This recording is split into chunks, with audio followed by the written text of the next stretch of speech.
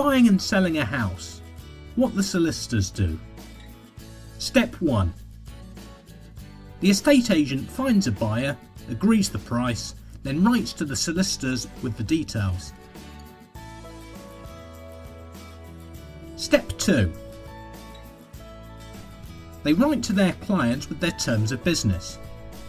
To protect against property fraud, you'll have to provide ID to prove it really is you. You may also have to show how you acquired the money, so it is clear it is not the proceeds of crime.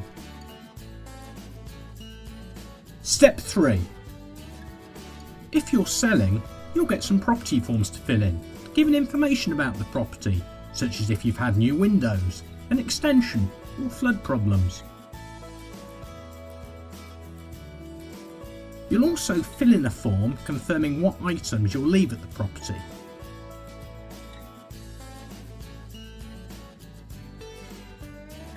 Step 4. The solicitor for the seller sends a draft contract, the property forms, and a copy of the deeds to the buyer's solicitor. The deeds are usually simply downloaded from the land registry these days. Step 5. On receipt of the deeds, the buyer's solicitor will play detective, looking through the deeds and property forms and ensuring there are no discrepancies. They'll also check for any necessary rights of way you have over neighbouring land, for example a shared drive or a shared back lane. Rights that neighbours may have over your property, for example a right to use a shared path. Private agreements in the deeds that restrict you building things such as an extension.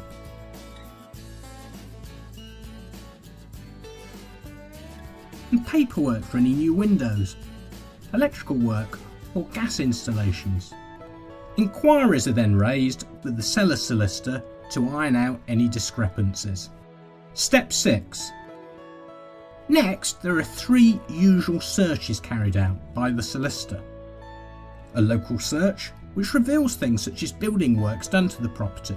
An environmental search, which reveals whether the property may be built on contaminated land. And a drainage and water search, which shows where the pipes run and confirms whether the property is connected to the mains. Step 7. The seller replies to inquiries. Then the buyer's solicitor sends a report to the buyers explaining the deeds and the paperwork.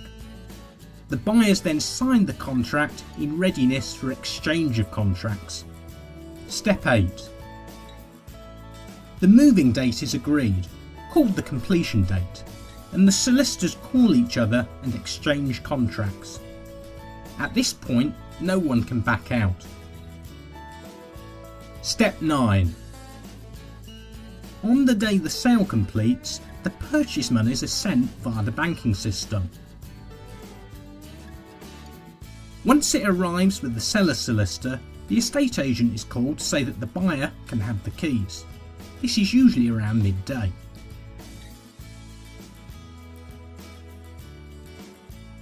Step 10. The seller's solicitor then repays any mortgage and also pays the estate agent. The buyer's solicitor will register the change of ownership with the land registry.